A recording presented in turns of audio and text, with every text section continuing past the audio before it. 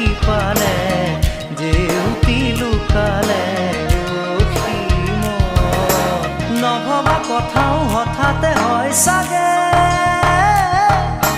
পায়ো হেৰুৱালো বুজি পোৱাৰ আগতে